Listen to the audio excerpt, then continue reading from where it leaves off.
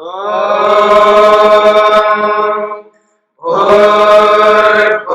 स्वः तत्सवितुर्वरेण्यं भर्गो देवस्य धीमहि धियो यो नः प्रचोदयात्।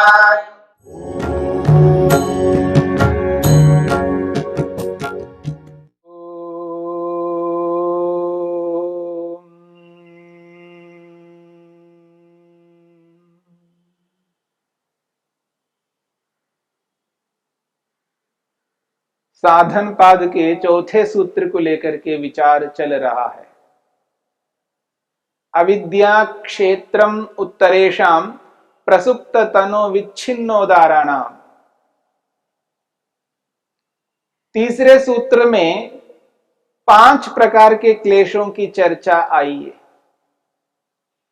अविद्या, अस्मिता, राग, द्वेष और अभिनिवेश।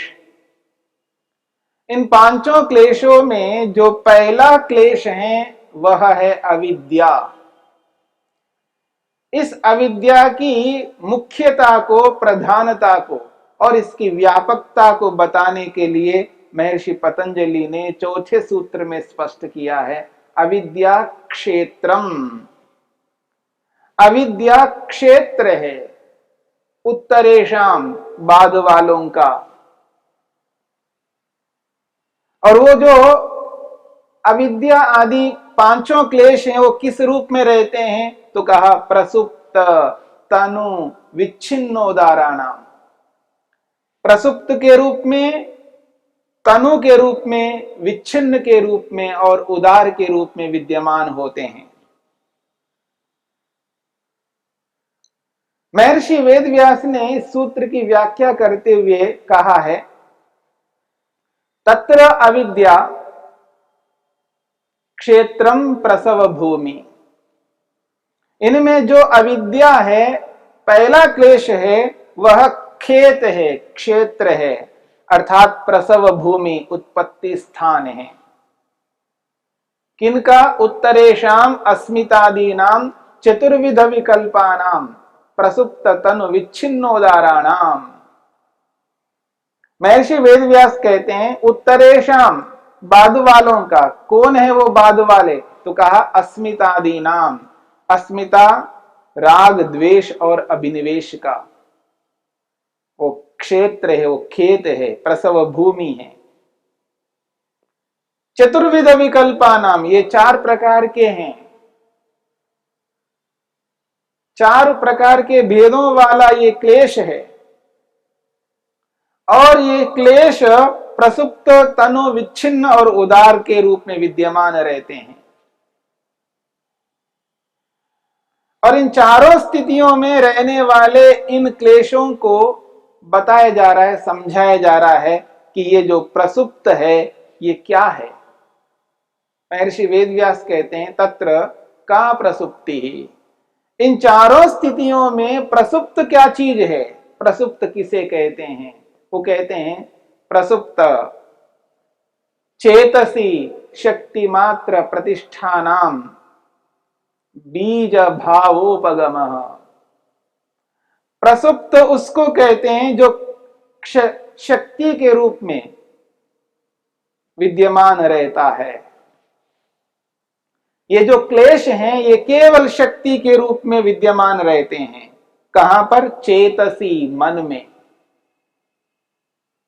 कार्यरत नहीं होते हैं, केवल अपने स्वभाव को बनाए हुए रखते हैं, अपने क्लेशत्व को समाप्त नहीं करने देते हैं। बस बीज भाव उपगम, केवल बीज के रूप में विद्यमान है, बीजपन को लिए हुए विद्यमान है। यानी अविद्यापन वहां पर विद्यमान है, अस्मितापन वहां पर विद्यमान है, रागपन वहां पर विद्यमान है, द्वेषपन, अभिनिवेशपन वहां पर विद्यमान है। बस केवल बीज रूप में विद्यमान है, कार्यरत नहीं है। ये 5 क्लेशों की एक स्थिति है जो प्रसुप्त स्थिति है। प्रसुप्त कहते हैं सोए हुए को, बस सोए हुए हैं, सोता हुआ व्यक्ति कुछ भी नहीं कर सकता, बाह्य चेष्टा नहीं कर सकता। जैसे जागरित अवस्था में, जागरण काल में जिस प्रकार का व्यवहार व्यक्ति करता है वो सोते हुए नहीं कर सकता।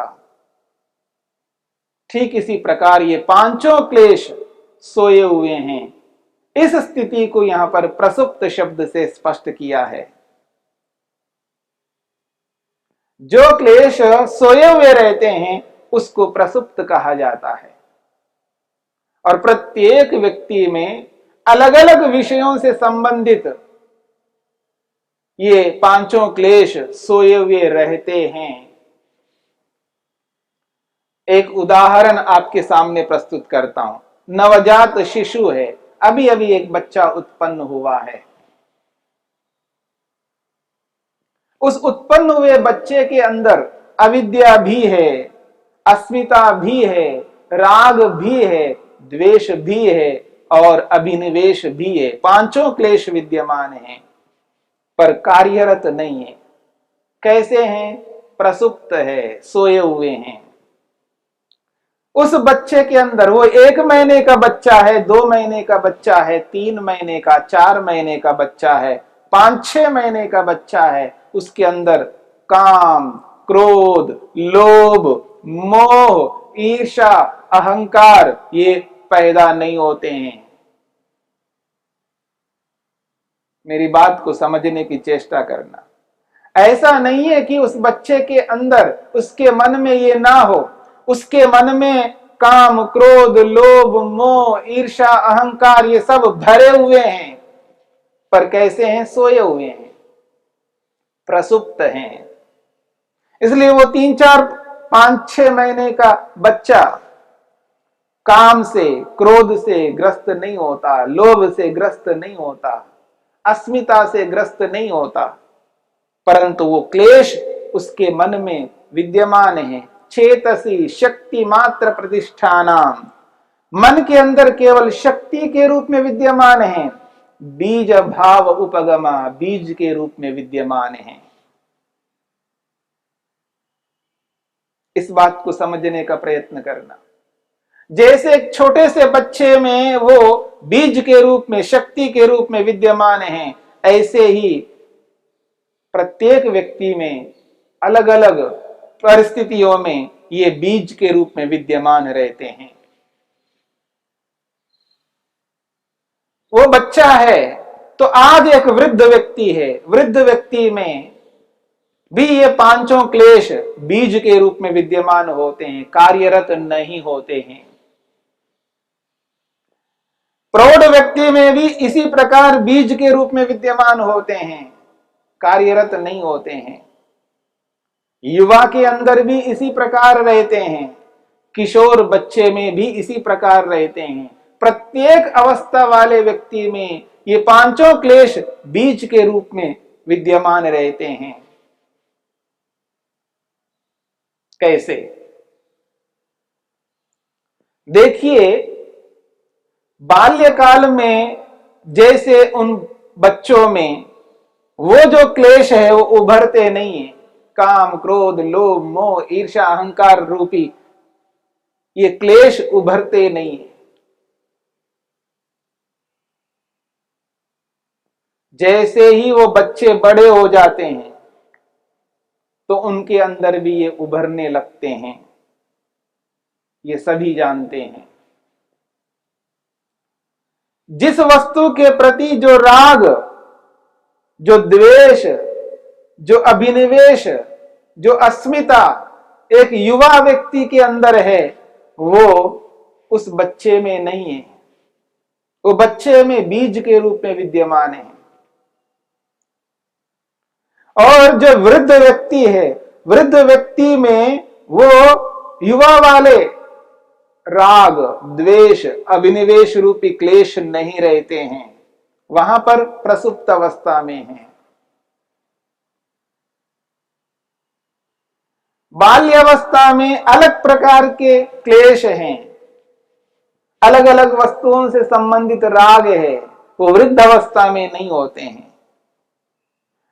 एक बच्चा 1 साल का बच्चा है, 2 साल का बच्चा है, जिन खिलौनों से वो खेलता है, उनके प्रति जो राग होता है, उन वस्तुओं के प्रति जो द्वेष होता है, क्या वैसा राग, वैसा द्वेष एक वृद्ध व्यक्ति में होता है? नहीं होता है। पर इसका ये अभिप्राय नहीं है वैसा राग, वैसा द्वेष वृद्ध व्यक्ति में नहीं है। हैं किस रूप में है? प्रसुप्त के रूप में है, सोए हुए हैं। बाल्यावस्था में, यानी बाल्यावस्था जो है 5 साल 6 साल तक की जो अवस्था है, उन स्थितियों में जो जो राग, जो जो द्वेष उन बच्चों में है, वो आज युवा में नहीं है। वो सारे के सारे राग द्वेष आदि सब सोए हुए हैं युवा व्यक्ति में। और युवा व्यक्ति के अंदर जो राग है, द्वेष है, अभिनिवेश है, वो आज जिस रूप में है वही वृद्ध अवस्था में नहीं होते हैं। तो व्यक्ति की अलग अलग अवस्थाएं जब आ जाती हैं, उन अवस्थाओं में उस प्रकार के वो राग द्वेष आदि नहीं होते हैं, वो अलग प्रकार के होंगे। अलग अलग पदार्थ हैं, अलग अलग पदार्थों से संबंधित अलग अलग प्रकार का राग है, अलग अलग प्रकार का द्वेष है, अलग अलग प्रकार की अस्मिता है, अलग अलग प्रकार का अभिनिवेश है। तो इस स्थिति को कहा जाता है प्रसुप्त, सोए हुए हैं।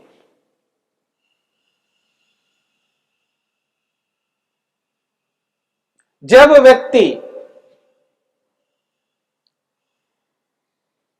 आज जिस वस्तु के प्रति राग से युक्त है, वह राग 50 साल के बाद में राग नहीं होता है, वो सोया हुआ रहता है। जो वृद्धावस्था में जिस प्रकार का राग द्वेष होता है, वो युवावस्था में नहीं है। तो युवावस्था में वो उस प्रकार के राग द्वेष सोए हुए हैं। जैसे बाल्यावस्था वाला राग द्वेष वृद्धावस्था वाले को नहीं होते हैं, वैसे ही वृद्धावस्था वाले व्यक्ति को बाल्यावस्था वाले राग द्वेष नहीं होते हैं। यानी राग का प्रकार है, राग द्वेष के अलग अलग प्रकार हैं। तो इन प्रकारों को समझने का प्रयत्न करना, वस्तुओं के अनुसार अलग अलग प्रकार का राग होता है। अलग अलग ज्ञान के कारण से, अलग अलग अविद्या के कारण से अलग अलग प्रकार के ये क्लेश उत्पन्न होते हैं। तो इस प्रकार से ये सारे के सारे क्लेश प्रसुप्त की स्थिति में रहते हैं।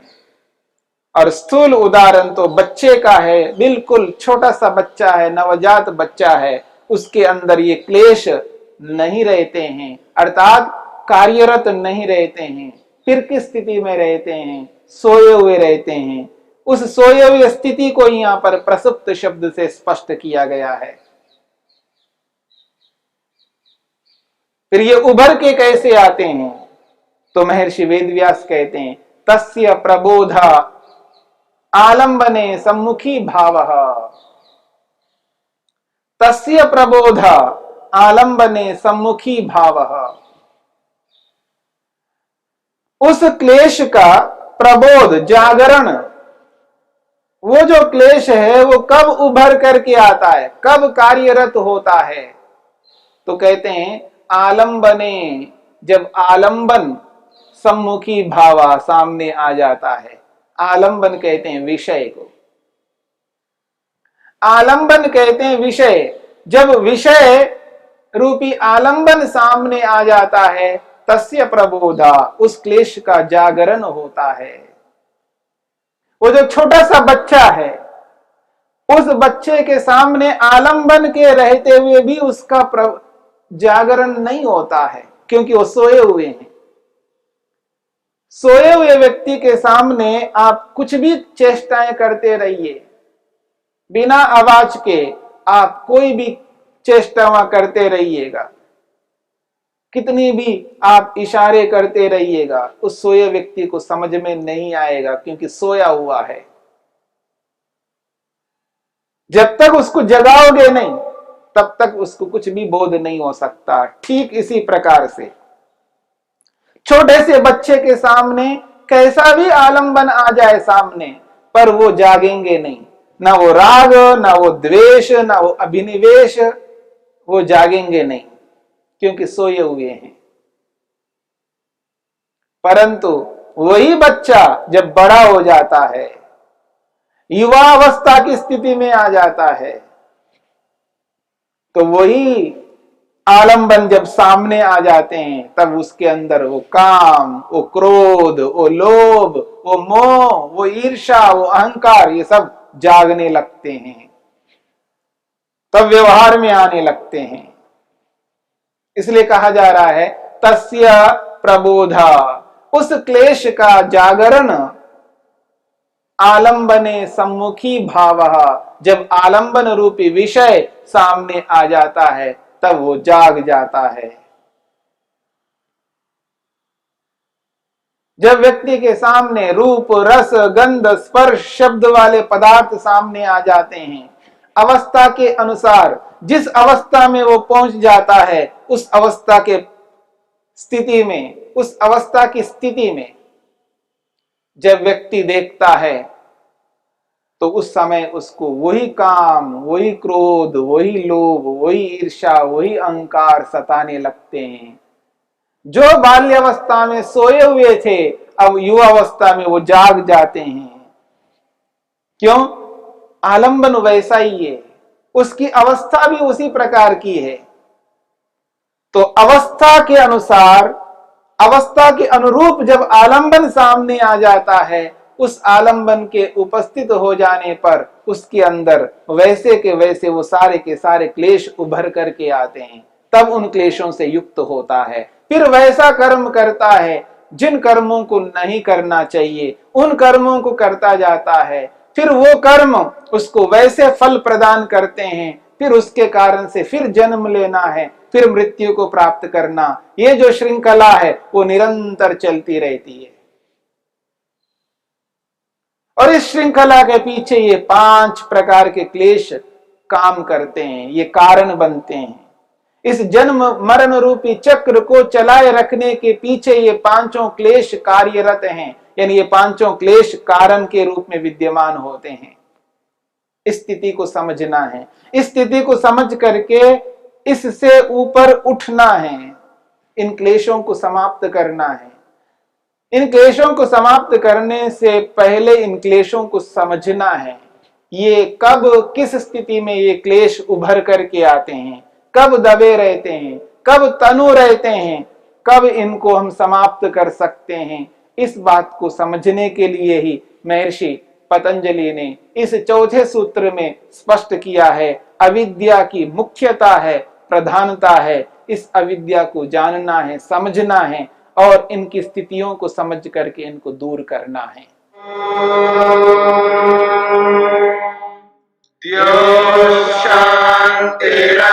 शांतिरंतरिक्षं शांति पृथिवी शांतिरापः शांतिरोषधयः शांतिः वनस्पतयः शांतिर्विश्वे देवाः शांतिर्ब्रह्म शांति सर्वं शांति शांतिरेव शांति क्षमा शांतिरेधि। ओम शांति शांति शांति।